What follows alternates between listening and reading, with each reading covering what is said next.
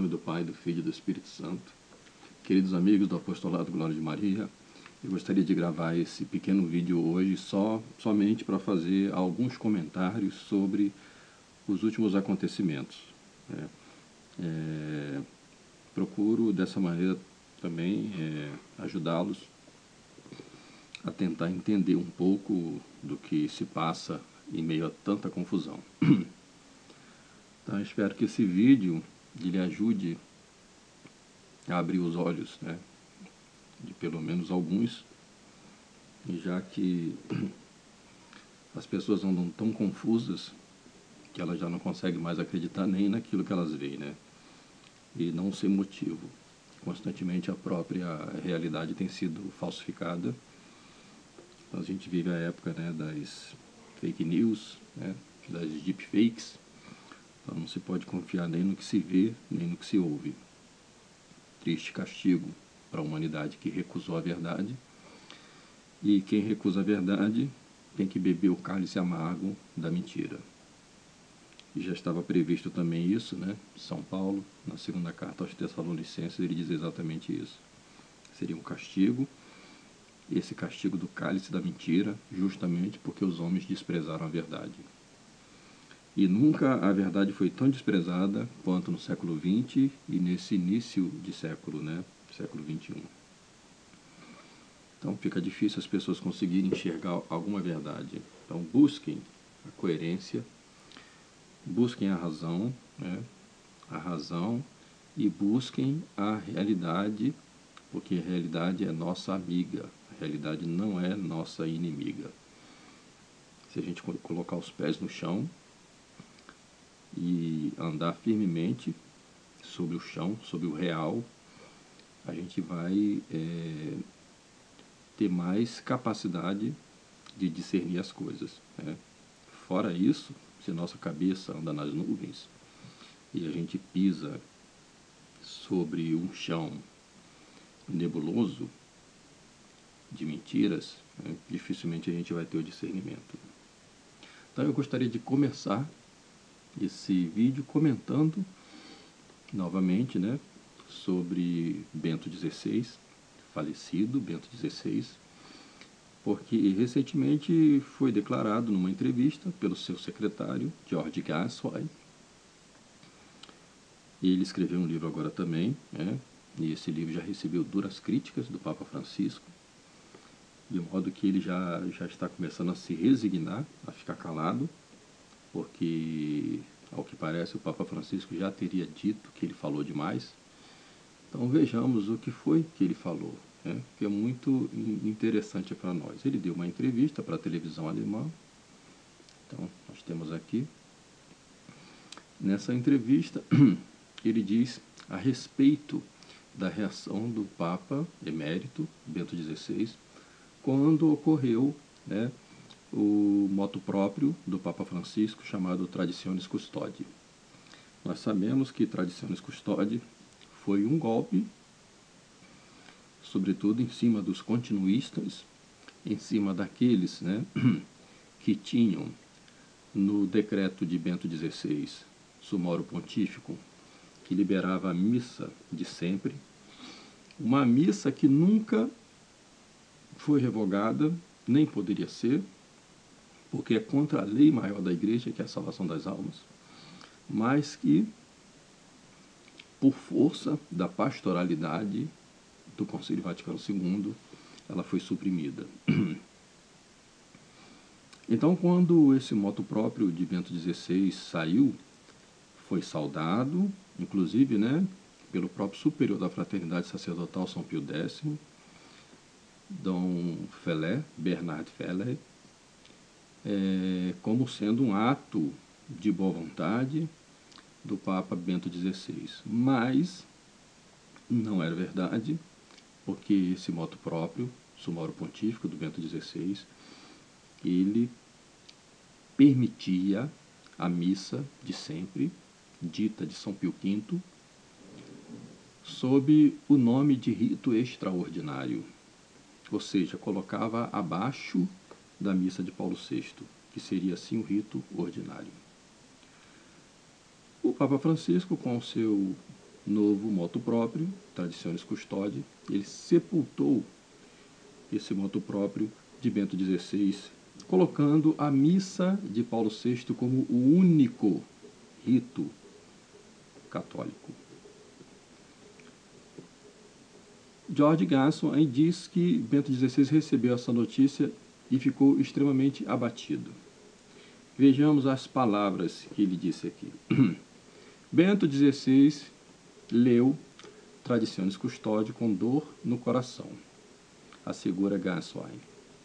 Neste decreto, Francisco restringiu drasticamente as possibilidades para a celebração da chamada missa antiga que seu antecessor, ele mesmo, Bento XVI, havia decretado em 2007. Gasson descreveu esta medida como um golpe para o Papa emérito.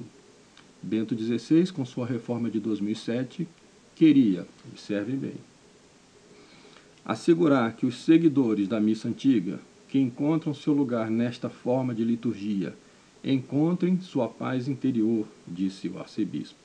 Também queria afastá-los de Lefebvre, o ex-comungado fundador da Fraternidade São Pio X. Fim da citação. Então, ficava absolutamente claro que tratava-se, o motu próprio de Bento XVI, de uma armadilha para afastar de Dom Lefebvre aqueles padres que, por apego à missa de São Pio V, ainda resistiam de alguma maneira ao Concílio Vaticano II. A mesma coisa tinha sido feita já por João Paulo II, em 1988, quando promulgou o documento Ecclesia Dei, que era o documento que excomungava Monsenhor Lefebvre, Dom Antônio de Castro Maia e os 4 bispos, por ele sagrado, e garantia àqueles padres que queriam se afastar de Monsenhor Lefebvre o direito de rezar a missa tridentina. Portanto, o motu próprio de Bento XVI, tido por muitos, como um gesto de boa vontade para com a Igreja, na realidade não passava de uma armadilha. É bom que os senhores tenham isso em mente, não se esqueçam com quem nós estamos lidando. Mais ainda, uma outra citação que eu tenho aqui, do próprio Gasson, quando ele se refere ao mesmo assunto, e ele diz por que razão Bento XVI ficou entristecido com o Traditionis Custodes. A primeira foi porque ele via que Traditionis Custode de Papa Francisco estava atrapalhando a sua boa estratégia de manter aqueles seguidores de Dom Lefebvre afastados de Dom Lefebvre e trazendo-os de volta para Roma modernista, Roma apóstata. Segundo ele, essa tristeza dele se deu porque ele considerou Traditionis Custode um erro de estratégia. Vejamos o que ele disse. Quando lhe pedi a opinião, isso o George Gasson falando com respeito ao que conversou com Bento XVI, reiterou que o pontífice reinante, ou seja, que o Papa Francisco, Bento XVI disse que o Papa Francisco tem responsabilidade por decisões como esta e deve agir de acordo com o que considera ser o bem da Igreja. Mas a nível pessoal, encontrou uma mudança decisiva de rumo e considerou-a um erro de estratégia, pois em causa a tentativa de paz feita 14 anos antes. Ou seja, uma tentativa de paz. Vejamos por que era essa tentativa de paz de Bento XVI.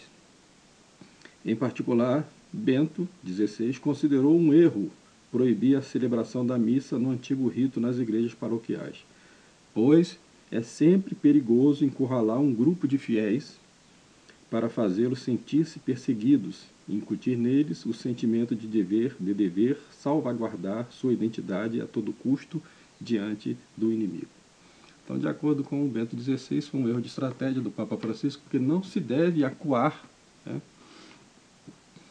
como o Tradicionis Custodes faz. Se você acua o seu inimigo, você faz com que esse inimigo perceba que ele tem um inimigo que o está acuando. A estratégia de Bento XVI era justamente fazer com que se perdesse o senso de que há um inimigo. Quando você perde o senso de que você tem um inimigo, você perde o senso do perigo. Para quem conhece a estratégia de subversão, que não é uma estratégia criada pelos comunistas, lembrem-se que a Tcheca, a polícia instituída por Lenin, durante a Revolução Bolchevique, era composta de talmudistas. São eles que estabeleceram este padrão de subversão. Tcheca, NKVD, posteriormente a KGB. A subversão é uma via de mão única. É necessário que você faça com que o seu inimigo esqueça que você é inimigo dele. Quando relaxa-se a tal ponto de perder a noção de perigo, a guerra está terminada. Então não esqueçam disso. É justamente disso que se trata.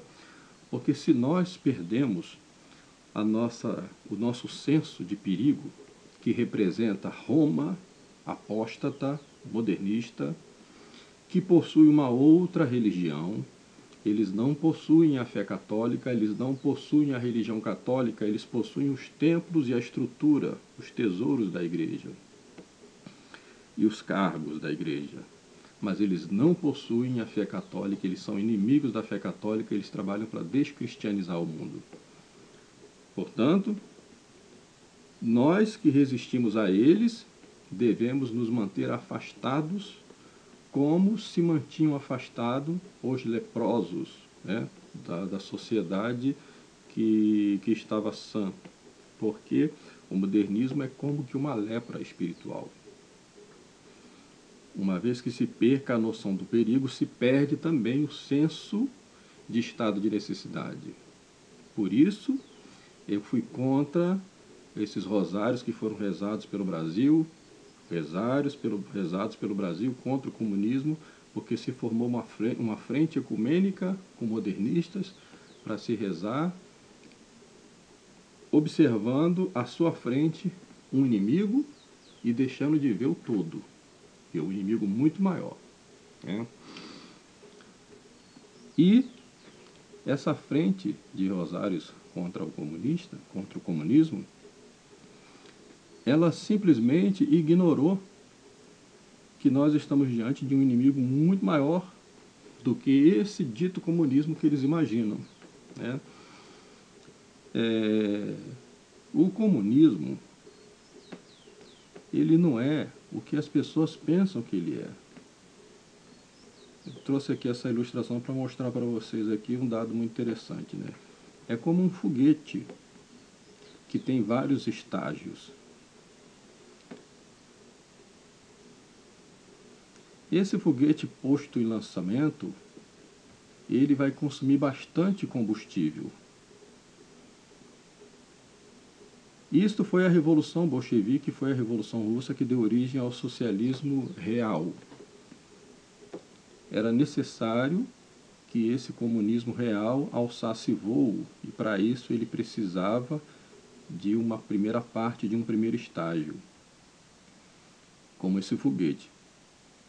Tão logo não era mais necessário o combustível, ele precisava se livrar desse peso morto. É por isso que esses foguetes eles têm esse sistema de estágios que vai desacoplando aquele elemento que não é mais necessário. Então, o que se combate hoje é justamente esse peso morto. Essa fase de estágio comunista, observe que eu não estou falando que o comunismo se transformou numa outra coisa. Ele simplesmente se livra daquela fase de estágio que não é mais necessária. Isso que se ataca hoje, que se combate hoje, é essa parte do foguete que vocês viram aí, que não é mais necessária, que é o chamado socialismo real. Esse socialismo real foi realmente desacoplado por João Paulo II, Mikhail Gorbachev e Ronald Reagan.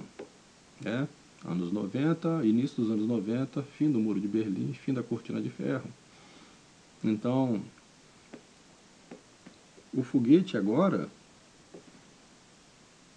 já está lá nas alturas, né?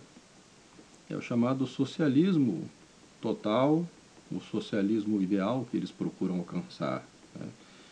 Que possui toda essa agenda abortista, essa agenda LGBT, né? Que já não é mais aquele terrorismo, aquele comunismo, né? Dos anos 50, dos anos 60,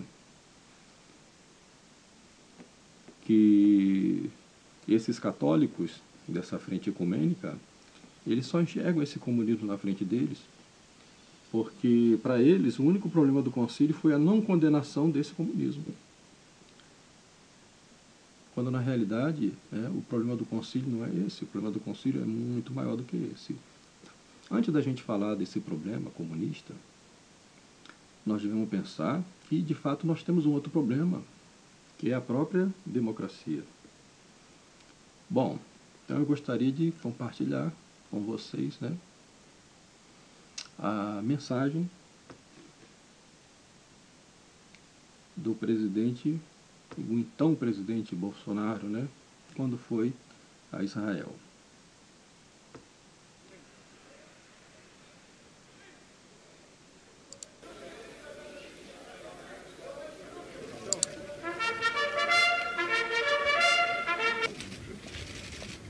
המשמר יחליף את משפטו. רגל, צ'ק! President of the Federative Republic of Brazil, Mr. Jair Messias Bolsonaro.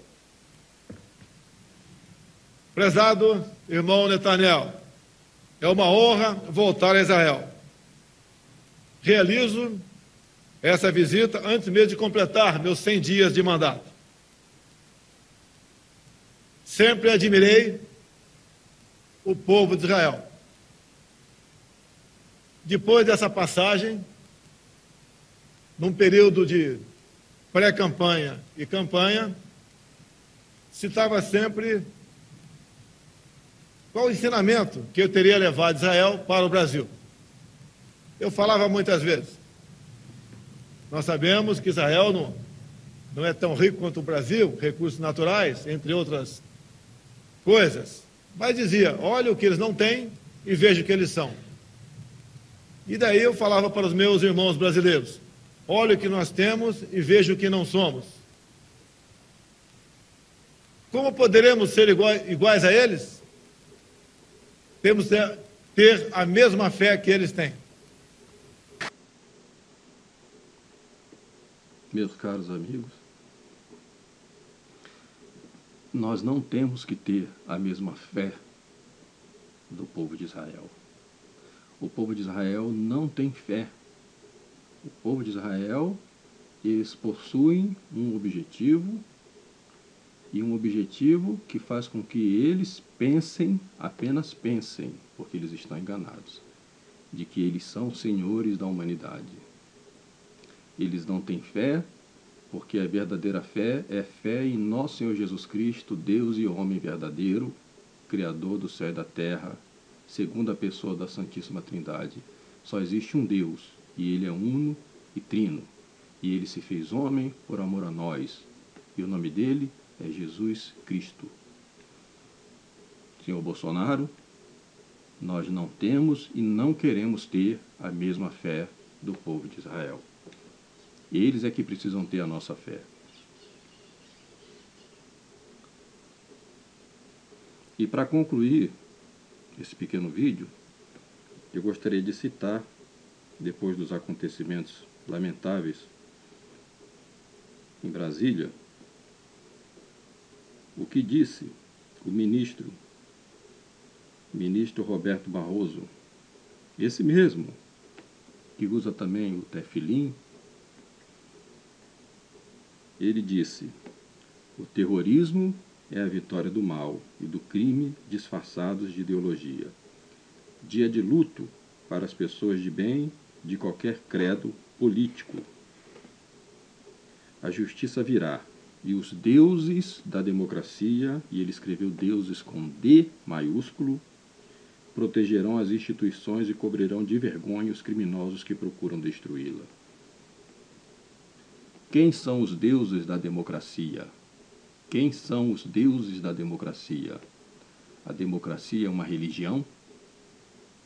A democracia é um regime político perverso, não é uma religião. A nossa religião é Cristo, é a Igreja Católica. E só existe um Deus, Jesus Cristo, não existem deuses da democracia. Não se façam por deuses, vocês não são deuses, vocês são homens. E depois, o discurso do deputado Lira na Câmara dos Deputados, onde ele diz, cito, a profanação do templo da democracia e o inaceitável vandalismo que aconteceram ontem na Praça dos Três Poderes são condenáveis sob todos os pontos de vista e merecem uma apuração rigorosa. Templo da democracia. A democracia é elevada à religião mundial.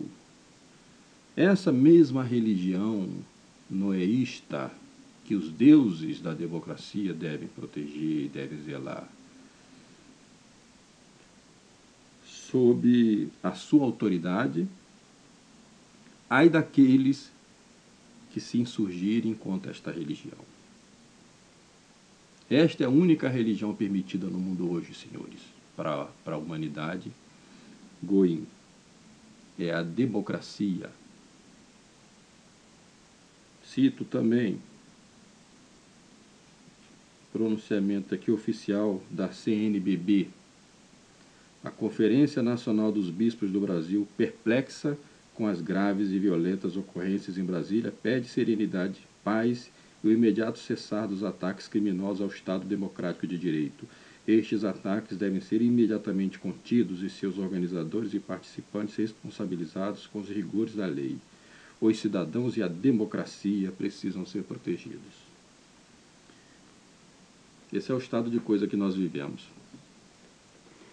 O comunismo é uma espécie de espantalho. Nosso grande problema é maior do que o comunismo. São os deuses da democracia. Esse aqui é o grande problema.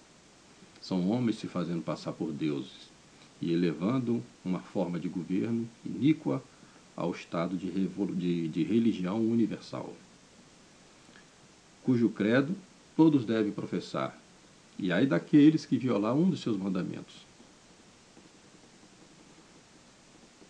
E este é o nosso grande problema. E é nisso que nós devemos pensar. Em nome do Pai, do Filho e do Espírito Santo.